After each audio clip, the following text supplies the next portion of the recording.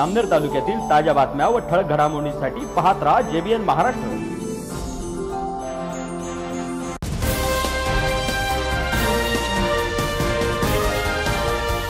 फरदापूर येथे आदिवासी समाजाच्या आरक्षणाच्या मुद्द्यावर तातडीने बैठक घेऊन सरकारकडे इशारा देण्यात आला। महाराष्ट्र प्रदेश आदिवासी संघटनेचे अध्यक्ष अफसर तडवी आणि सिल्लोडचे माजी नगरसेवक बनेखा पठाण यांच्या नेतृत्वाखाली आदिवासी बांधवांची ही बैठक संपन्न झाली।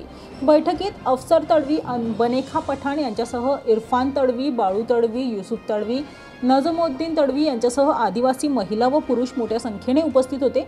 या निर्णयाचे सर्व उपस्थितांनी स्वागत केले। आरक्षण आमच्या हक्काचे, नाही कोणाच्या बापाचे। आरक्षण आमच्या हक्काचे, नाही कोणाच्या बापाचे। आरक्षण आपल्या हक्काचे, नाही कोणाच्या बापाचे। आरक्षण आमच्या हक्काचे, नाही कोणाच्या बापाचे। नमस्कार, आज आपण आलेलो आहोत फरदापूर या ठिकाणी। आरक्षण आमच्या हक्काचे, नाही कोणाच्या बापाचे अशा घोषणा देत महाराष्ट्र प्रदेश अध्यक्ष अफसर तडवी यांच्याशी आपण संवाद साधणार आहोत। तर सर्वात प्रथम तुमचं नाव काय? माझा अफसर अकबर तडवी, महाराष्ट्र एकलव्य आदिवासी विकास परिषद प्रदेश अध्यक्ष। काय सांगाल नेमकं हे तुमचं आंदोलन या ठिकाणी सुरू आहे? या ठिकाणी आम्ही आज छोटीशी एक बैठक ठेवण्यात आलेली। हे काही आंदोलन नाहीये, बैठक याच्यासाठी आहे का ही एक चिनगारी या ठिकाणाहून आम्ही उठवणार आहे। म्हणजे आज तुम्ही पाहताय एक बैठकीला जर समजा एवढ्या माया बहिणी आणि एवढा आमचा आदिवासी समाज येऊ शकतो, तर आता पुढं देखो तुम आगे होता है क्या?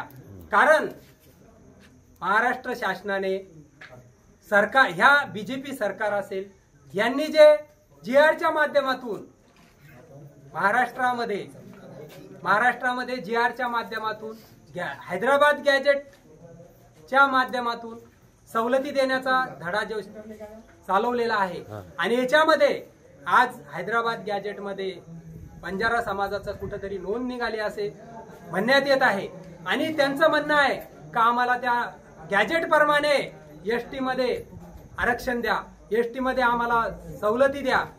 परंतु मी एक सांगू इच्छितो का आमच्या आदिवासी समाजामध्ये ST मध्ये आम्ही कोणालाही घुसू देणार नाही। आज या ठिकाणी महाराष्ट्रभर आम्ही आंदोलन करणार आहे। सरकारला आम्ही चेतावणी देतो का जर तुम्ही या गॅजेट प्रमाणे कोणत्याही आम्हाला आमच्या आदिवासी समाजामध्ये जर ST मध्ये कोणालाही घुसवण्याचा प्रयत्न केला तर आम्ही महाराष्ट्रभर तीव्र आंदोलन छेडू, मंत्रालयापर्यंत येऊ आणि मंत्रालयापर्यंत येऊन आम्ही त्या ठिकाणी आंदोलन छेडणार आहे। आज या ठिकाणी येऊन एक चिनगारी पेटवलेली आहे, संपूर्ण महाराष्ट्रात ही चिनगारी जाणार आहे।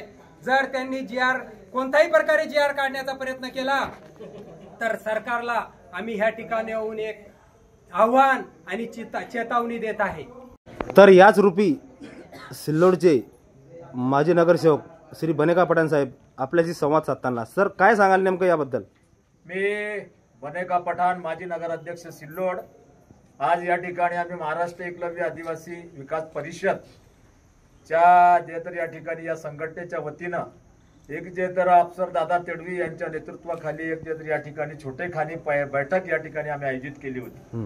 बैठकीचा उद्देश असा होता की त्यांनी सांगितल्याप्रमाणे जे तर आता सध्या जे तर आमचा या ठिकाणी जे तर महाराष्ट्रातला मराठा बांधव यांनी जे तर या ठिकाणी गेल्या 5-6 दिवस जे तर मुंबईमध्ये मोठ्या प्रमाणामध्ये जे तर आरक्षणासाठी जे तर आंदोलन केलेलं आहे आणि त्याच्यामध्ये जे तर सरकारनं त्या ठिकाणी एक हैदराबाद गॅजेट जे तर त्या ठिकाणी लागू करण्याचं काम या ठिकाणी जे तर केलेलं आहे आणि त्याच्यामध्ये ज्या जातीच्या नोंदी असतील त्या जातीच्या नोंदीच्या आधारे त्यांना जे तर प्रमाणपत्र देण्याचं काम जे तर पुढे सरकार करणार आहे। यांच्या जे तर माहितीप्रमाणे जे तर काहीतरी यामध्ये जे तर बंजारा समाजाच्या जे तर का त्यांनी सुद्धा जे तर मागणी केलेली आहे का आम्हाला सुद्धा जे तर आदिवासीच्या जे तर जातीचे प्रमाणपत्र मिळाले पाहिजे आणि जे तर अशा पद्धतीने ज्या समाजा या ठिकाणी शासन एकमेकाचं जे तर या ठिकाणी समाजामध्ये भांडण लावण्याचं काम जे करत आहे ते जे तर शासनाचं जे तर या ठिकाणी चुकीचं आहे। आता हा छोटेखानी जे तर आम्ही मीटिंग या ठिकाणी घेतलेली आहे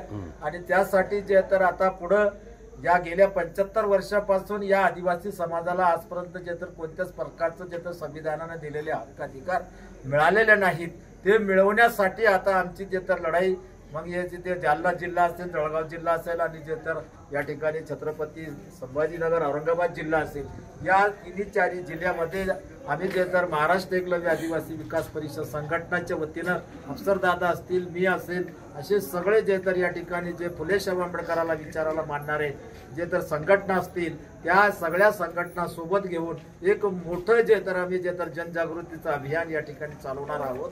आणि त्या पद्धतीने आमची आजपासून जे तर या ठिकाणी तयारी सुरू झालेली आहे. आता पुढे सुद्धा जे तर आम्ही आदिवासी समाजामध्ये, मग तो आदिवासी असेल, जे तर SC समाज असेल, OBC समाज असेल, हो जो समजा या ठिकाणी लाभधारक आहे आरक्षणाचं, ज्यांना बाबासाहेबांनी आरक्षण दिलेलं आहे, त्या लाभधारकांना एकत्र आणण्याचं काम आणि त्यांच्यामध्ये संविधानाविषयी जनजागृती करण्याचं काम आणि जे तर या ठिकाणी आम्ही करणार आहोत. एवढंच या ठिकाणी बोलतो आणि थांबतो. धन्यवाद.